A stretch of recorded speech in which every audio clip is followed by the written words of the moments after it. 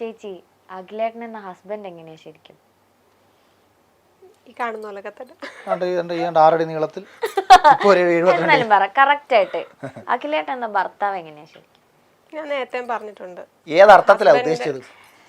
എല്ലാ അർത്ഥത്തിലും. എല്ലാ അർത്ഥത്തിലും പെർഫെക്റ്റ് ആണെന്ന് പറയണേ, അല്ലെങ്കിൽ എനിക്ക് നാണക്കേടാണ്.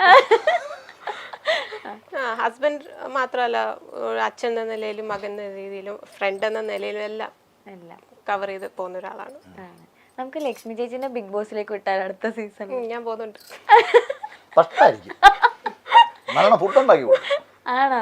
ഫുഡ് ഉണ്ടാക്കുകയും ചെയ്യും, കഴിക്കുകയും വേണം. ഈ വെളിയിൽ നിന്ന് കാണിക്കുന്നതൊന്നും അല്ല. അകത്തോട്ട് കയറുമ്പോൾ നമുക്ക് അങ്ങനെ ഇപ്പം പുറത്തു നിന്നുകൊണ്ട് പലർക്കും തോന്നും ഇവൻ അങ്ങോട്ട് പോകും. ഇപ്പം ഞാൻ പറയണ്ടേ, കുറേ ആൾക്കാർ പറയുന്നത് കേട്ടു ബിഗ് ബോസിൽ. ഇപ്പം ഞാനത് പറഞ്ഞിട്ടുണ്ട്. എന്നെ സംബന്ധിച്ച് എനിക്ക് ഫൈറ്റേഴ്സ് എന്ന രീതിയിൽ അവരാരും മോശം എന്നതല്ല എൻ്റെ ഫോക്കസ്. എനിക്ക് എപ്പോഴും ഇഷ്ടം എന്നെ തോൽപ്പിക്കുന്ന ആൾക്കാരെയാണ്. എങ്കിലും എനിക്ക് ജയിക്കാനുള്ള ഒരു കുറച്ചുകൂടെ ഞാൻ എനർജറ്റിക് ആവുന്നത് എപ്പോഴാണ്. ഞാൻ ക്രിക്കറ്റ് കളിക്കുന്ന സമയത്തും അങ്ങനെയാണ്. ഞാൻ പന്ത് എറിയുമ്പോൾ വിക്കറ്റ് ആവുന്ന ഒരു ബാറ്റ്സ്മാനെക്കാട്ടി ഇഷ്ടം എന്നെ 6 അടിക്കുന്ന ഒരു ബാറ്റ്സ്മാനെതിരെ പന്ത് എറിയാനാണ് ഇഷ്ടം. അയാൾക്കെതിരെ പന്ത് എറിയുമ്പോഴേ ഞാനൊരു ബെറ്റർ ബോളർ ആവത്തുള്ളൂ എന്ന് ഞാൻ ചിന്തിക്കുന്നുണ്ട്. അതിൻ്റെ അർത്ഥം നേരത്തെ ഔട്ടായ ബാറ്റ്സ്മാൻ മോശം എന്നുള്ളതല്ല. അത് കണക്കാണ് ഹൗസിലും. ഈ ഹൗസിൽ വന്ന എല്ലാവരും ഗംഭീര പ്ലേയേഴ്സ് തന്നെയാണ്. പക്ഷേ അവരൊക്കെ എന്തുകൊണ്ട് അതിനകത്ത് പരാജയപ്പെട്ടു എന്ന് ചോദിച്ചാൽ അവർ പുറത്ത് അവർക്ക് കിട്ടിക്കൊണ്ടിരുന്ന ഒരു ഫ്രീഡമോ അല്ലെങ്കിൽ മൈൻഡിൻ്റെ ഒരു വൈബോ ഒന്നും അകത്ത് വന്നാൽ കിട്ടത്തില്ല. അതൊരു 1 വീക്ക്. ഇപ്പോൾ ഹനാൻ എന്ന് പറയുന്ന കുട്ടിയുടെ കാര്യം എടുത്ത് നോക്കൂ. ഹനാൻ എത്രത്തോളം എനർജറ്റിക് ആണ് പുറത്ത്, എത്രത്തോളം മനോഹരമായിട്ട് അവൾ സംസാരിക്കുന്നുണ്ട്. 2 ദിവസമായപ്പോൾ തന്നെ ഹനാനെ അവിടുത്തെ സർവൈവ് ചെയ്യാൻ പറ്റിയില്ല. ഒമർ ആരെയും എന്തു അഭിപ്രായം പറയാൻ ഒരു മടിയില്ലാത്തതാണ് ഒമർ. അയാൾക്ക് അങ്ങനെ വലിപ്പ ചെറുപ്പമൊന്നുമില്ല. അയാൾ സത്യസന്ധമായിട്ട് അഭിപ്രായം സംസാരിക്കും. പേഴ്സണലി ഒരു നല്ല മനസ്സിൻ്റെ ഉടമയുമാണ് ഒമറിനെ. ഞാൻ മനസ്സിലാക്കുന്നിടത്തോളം ഒരു നല്ല മനുഷ്യനാണ് അയാൾ. അപ്പം ഒമറിനകത്ത് നമ്മൾ സർവൈവ് ചെയ്യാൻ പറ്റുന്നില്ല. അപ്പം നമുക്കിപ്പോൾ ഇവരുടെ അടുത്ത് വളരെ നിസ്സാരമായിട്ട് ഇപ്പം ലക്ഷ്മിക്ക് പോകാൻ പറ്റുമെന്ന് വെച്ചാൽ പോകാന്നൊക്കെ പെട്ടെന്ന് പറഞ്ഞേക്കാം. പക്ഷേ അല്ല പല ആൾക്കാർ എൻ്റെ അടുത്ത് ചോദിക്കുമ്പോൾ ഞാൻ പറയുന്നുണ്ട്. പക്ഷേ അതിനകത്ത് പോയിട്ട് സർവൈവ് ചെയ്യുക എന്ന് പറയുന്നിടത്താണ് സക്സസ്. അവിടാണ് വിജയം. അത് ചിലപ്പം പുറത്ത് ഞാൻ റിനോഷിന്റെ പാട്ട്, ഈ മല്ലു എന്നൊക്കെ പറയുന്ന പാട്ട് ആക്ച്വലി ഞാൻ പുറത്തിറങ്ങിയിട്ടാ കേട്ടോ. എന്ത് ഗംഭീരമായിട്ടാണോ ചെയ്തേക്കുന്നതെന്ന് അറിയോ? ഞാൻ ഫസ്റ്റ് ടൈം കേൾക്കുന്നത്. എനിക്കവനെ സത്യത്തിൽ ഞാൻ അടുത്ത സമയത്ത് ആരോട് സംസാരിച്ചപ്പോൾ ഞാൻ പറഞ്ഞു, റിനോഷ് പലപ്പോഴും പൊട്ടിത്തെറിച്ചിട്ടുണ്ട് ഹൗസിൽ. അവൻ അങ്ങനെ അങ്ങ് തുടർന്നിരുന്നെങ്കിൽ അവൻ നല്ലൊരു കോമ്പറ്റീറ്റർ ആയിരുന്നു എനിക്ക്. അവൻ അങ്ങനെ അങ്ങ് തുടർന്നിരുന്നെങ്കിൽ. പക്ഷേ കക്ഷി അഭിനയിക്കാൻ ശ്രമിച്ചു. അവിടാണ് പറ്റിയ പ്രശ്നം. ആക്ട് ചെയ്യാൻ ശ്രമിച്ചിടത്താണ്. ആവശ്യമുള്ള സമയത്ത് അങ്ങനെയല്ല. നമ്മുടെ ഇമോഷൻസിനെ നമ്മൾ കട്ട് ഓഫ് ചെയ്യാൻ ശ്രമിക്കുന്നതിനെക്കാട്ടി നല്ലത് തുറന്നു വിടുന്നത് തന്നെയാണ് നല്ലത്. അവിടെ നമ്മളിലൂടെ കണ്ടന്റുകൾ അപ്പോഴാണ് റിയൽ ആയിട്ട് സംഭവിക്കുന്നത്. മറ്റേതെന്ന് വെച്ചാൽ പ്ലാനിങ് ആണ്. ഞാൻ പറഞ്ഞത് ഞാൻ റിനോഷിനോട് എനിക്ക് ഭയങ്കര ഒരു റെസ്പെക്ട് തോന്നിയിട്ടുണ്ട്. അയാൾ എത്രത്തോളം ബ്രില്യൻ്റ് ആയിട്ടുള്ള ഒരു ഡയറക്ടർ ആവാനും ആക്ടർ ആവാനും അല്ലെങ്കിൽ റാപ്പർ ആവാനും ഒക്കെ ശേഷിയുള്ള ഒരാളാണ്. പക്ഷേ എനിക്ക് ഭയങ്കര ഇഷ്ടപ്പെട്ടു എൻ്റെ റാപ്പ്. ഞാൻ അത് ഫസ്റ്റ് ടൈമാണ് കാണുന്നത്. എനിക്ക് ഭയങ്കര ഇഷ്ടം തോന്നിയൊരു കാര്യമാണ് അത്. ഓക്കെ.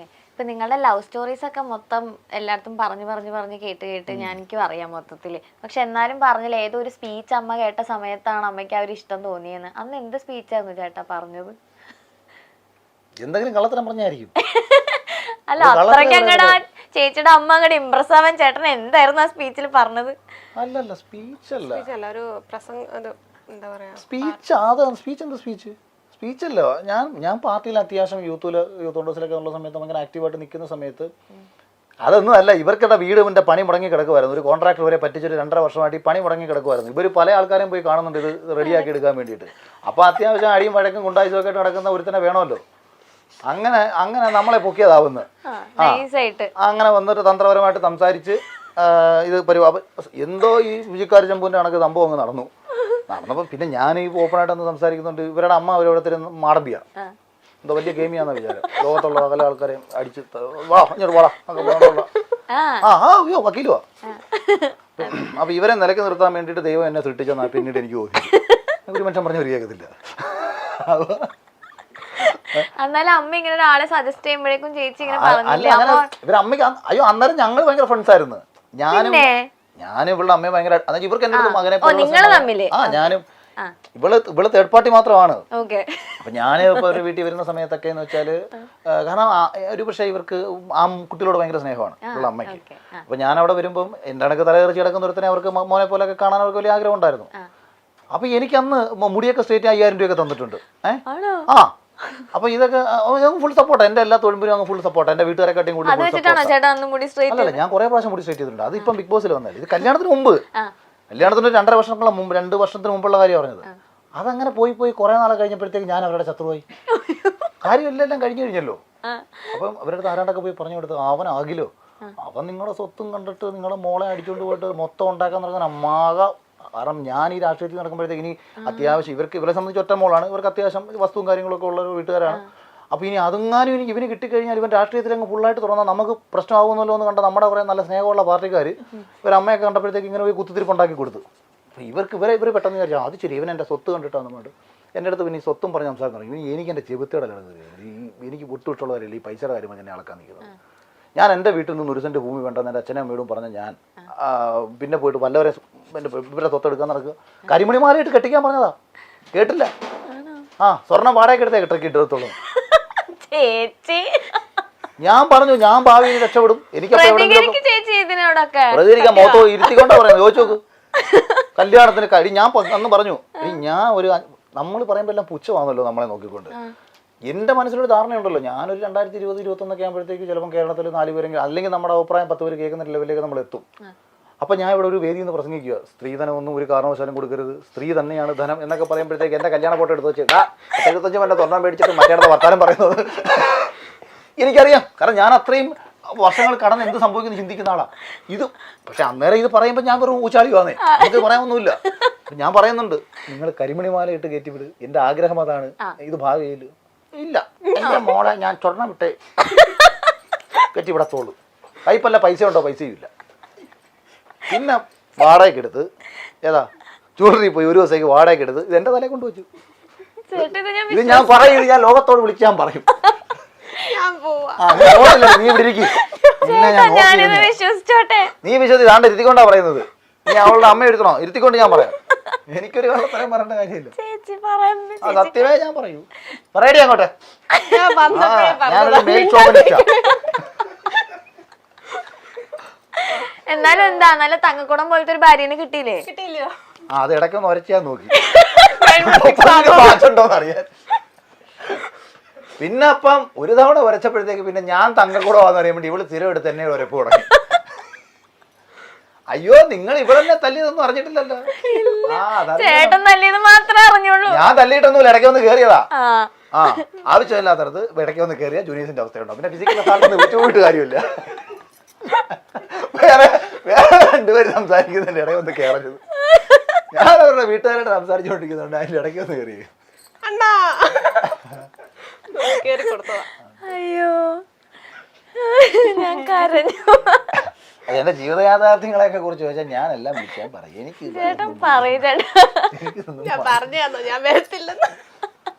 ഇവിടെ ഒറ്റയ്ക്ക് ഇരുന്ന് ഇവള് എന്തൊക്കെ പറഞ്ഞിട്ടുണ്ടെന്ന് ഞാൻ ഇതുവരെ കേട്ടിട്ടില്ല കേട്ടോ.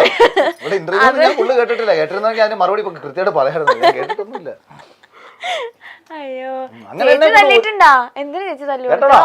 പാർവതി, അങ്ങനെ ഇവര് ഒരു കാരണവശാലും പിന്നെ അവസാനം കല്യാണം കഴിക്കാൻ പറ്റത്തില്ലെന്നായി.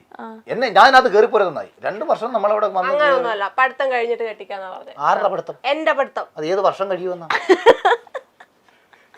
ഒരക്ഷരം പഠിക്കത്തില്ല. 2 തവണ ഡിഗ്രിക്ക് പോയി. ആനന്ദ് കൊട്ടാരക്കര കോളേജ് 2 വർഷം പഠിച്ചു. പിന്നെ പോയി പ്രൈവറ്റ് ആയിട്ട് 2 വർഷം പഠിച്ചു. 2 വർഷം പഠിച്ചിട്ടുള്ളൂ. അങ്ങനെ 4 വർഷം ഡിഗ്രി ഉണ്ട്, പക്ഷെ ഡിഗ്രി ഇല്ല. ഇവർക്ക് പഠിക്കാനൊന്നും വലിയ ആഗ്രഹമൊന്നുമില്ലെന്ന്. ഇവർക്ക് ഇങ്ങനെ എന്റെ അടുത്ത് ഫുൾ ടൈം. കല്യാണം കഴിഞ്ഞിട്ട് പഠിക്കായിരുന്നോ? പഠിപ്പിച്ചു കൊടുക്കണ്ടേ? ചേട്ടൻ നന്നായിട്ട് പഠിക്കണ കുട്ടിയായിരുന്നില്ലേ? ഞാനും ഡിഗ്രി എഴുതി എടുത്തിട്ടില്ല. അതല്ലേ പറഞ്ഞ എന്റെ മക്കളുടെ കാര്യത്തില് വലിയ വലിയ പ്രിൻസിപ്പൾമാര് വല്ലതും പറഞ്ഞു കഴിഞ്ഞാൽ ഞാൻ മൈൻഡ് ചെയ്തത്. അവര് ഗവൺമെന്റ് സ്കൂളിൽ പഠിക്കട്ടെ, നമുക്ക് എന്താ വേണം. എന്നാലും അതിനൊന്ന് പഠിപ്പിച്ചു കൊടുക്കായിരുന്നില്ലേ? പഠിപ്പിച്ചില്ല, ജോലിക്ക് വിട്ടില്ല.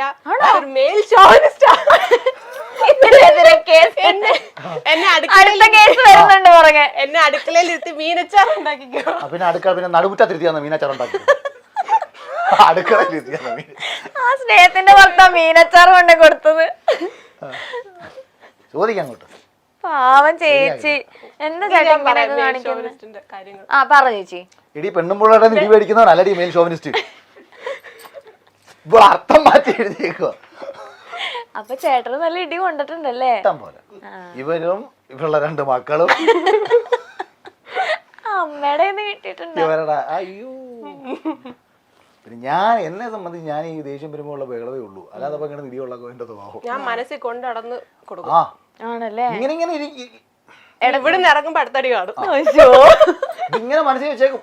എന്നിട്ട് പറയും പണ്ട് നിങ്ങൾ അന്ന് എന്നോട് അങ്ങനെ പണ്ടത്തെ ഇപ്പോഴും കേൾക്കാറുണ്ടോ കഥ? അതുകൊണ്ടാണ് ഞാൻ ഇപ്പോൾ ഇങ്ങനെ പെരുമാറുന്നത്. ചില സമയത്തൊക്കെ ഇങ്ങനെ എനിക്കിത് വേണമെങ്കിൽ വീട്ടിനകത്ത് ഇങ്ങനെ എന്തെങ്കിലും പറയുമ്പോഴത്തേക്ക് ഇയാൾ ഇച്ചിരി ഭാഷണപ്പെടുത്തേക്ക് കാണിച്ചിരിക്കും. ഞാനെന്തോ ഇത് തലേദിവസം എനിക്കൊന്നും ഓർമ്മ കിട്ടുന്നില്ലല്ലോ.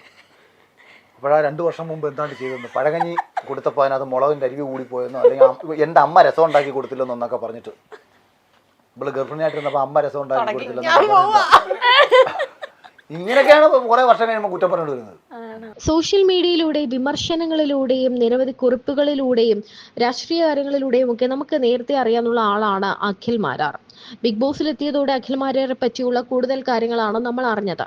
അഖിൽ മാരാരുടെ ഭാര്യ രാജലക്ഷ്മി ഒരു നർത്തകിയാണ്. പലപ്പോഴും അഖിൽ മാരാർ ഒരു ഷോവനിസ്റ്റ് ആണ്, ഭാര്യയ്ക്ക് സ്വാതന്ത്ര്യം കൊടുക്കാത്ത ആളാണ് എന്നൊക്കെ പറയാറുണ്ടെങ്കിലും ഇവരുടെ ഇന്റർവ്യൂ കാണുമ്പോൾ നമുക്ക് മനസ്സിലാകും ഇവർ തമ്മിൽ എന്തോരം സ്നേഹമാണുള്ളതെന്ന്. ഇവരുടെ കല്യാണം എങ്ങനെയാണ് നടന്നത് എന്ന് അഖിൽ മാരാർ പറയുന്നുണ്ട്. സ്ത്രീധനത്തിനെതിരെ സംസാരിക്കുന്ന ആളാണ് അഖിൽ മാരാർ. എന്നാൽ രാജലക്ഷ്മിയുടെ അമ്മയ്ക്ക്, അഖിലിന്റെ ഭാര്യയുടെ അമ്മയ്ക്ക് അവളെ സ്വർണത്തോടെ കല്യാണം കഴിപ്പിക്കണമെന്നായിരുന്നു. അതുകൊണ്ട് തന്നെ അങ്ങനെ സ്വർണം വാടകയ്ക്ക് എടുത്താണ് കെട്ടിച്ചതെന്നാണ് അഖിൽ മാരാർ ഇപ്പോൾ തുറന്നു പറയുന്നത്.